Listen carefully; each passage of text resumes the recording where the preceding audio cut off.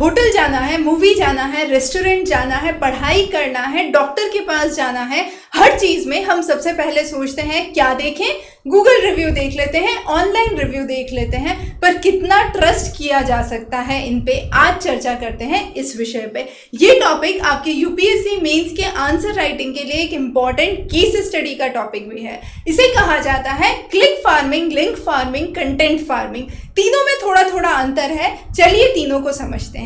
सबसे पहला होता है क्लिक फार्मिंग, मतलब कि आर्टिफिशियली, जैसा कि आप यहाँ स्क्रीन पे देख रहे हैं, इतने सारे सिस्टम्स, इतने सारे सिम कार्ड्स लेके, इतने सारे फ़ोन पे, कंप्यूटर्स पे एक साथ बहुत सारे चीज़ों पे क्लिक किया जाता है, तो जिससे किसी भी वेबसाइट की या किसी भी यूट्यूब वीडियो की या कोई भी आप सर्विस अवेल करना चाहते हैं मार्केट में, उसकी रेटिंग और रिव्यूज़ बढ़ाए जाते हैं। अब इस पे क्लिक्स हो सकते हैं, लाइक्स हो सकते हैं, सोशल मीडिया पे आर्टिफिशियल रिव्यूज़ लिखे जा सकते हैं, फेक रिव्यूज़ लिखे जा सकते हैं, क्योंकि इतने सारे कंप्यूटर से आप अलग अलग अकाउंट्स बना रहे हैं।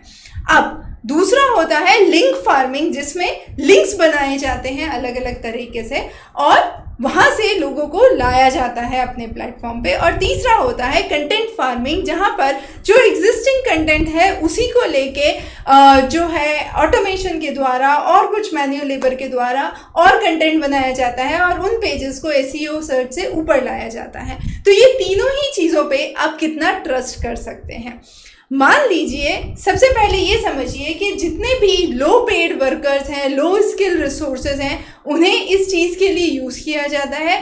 $1 1 घंटे का दिया जाता है, मतलब अगर आपने 1000 लाइक्स प्रोड्यूस किए हैं तो आपको $1 मिलेगा। China, Korea, Vietnam, Japan, India, Indonesia, इन सब एरियाज़ में यह एक कॉमन चीज़ है जिसमें बहुत ही कम लेवल के स्किल्ड लोगों की ज़रूरत है और उनके द्वारा इस तरीके से रेटिंग्स और रिव्यूज़ करवाई जाती हैं। जो कंपनीज़ हैं, जो बड़ी कंपनीज़ हैं, उन्होंने कई बार इस पे बहुत सारी चीज़ों को लाने की कोशिश की है, जैसे फेक रिव्यूज़ हटाए जाएं, आर्टिफिशियली इंक्रीज लाइक्स हटाए जाएं, जो अनयूज्ड अकाउंट्स हैं उनको डिटेक्ट किया जाए, उनको हटाया जाए।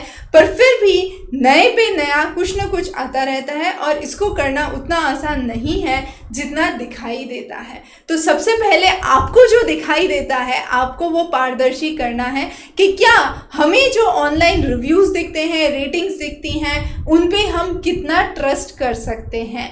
तो क्या किया जाए? अब अगला सवाल ये आता है। तो इस सवाल को उत्तर देने के लिए सबसे इम्पॉर्टेंट आंसर है कि वर्ड ऑफ माउथ। अगर आप किसी के रेफरेंस से या किसी के मुंह से सुने हुई चीज़ों पे विश्वास करते हैं तो वो एक लेवल बेटर हो सकता है बनस्पत कि आप ऑनलाइन सर्च करके जा रहे हैं और आप ट्रस्टवर्दी सही जगह पे जा रहे हैं, डिस्पाइट द फैक्ट कि हम यहाँ पर ऑनलाइन हैं।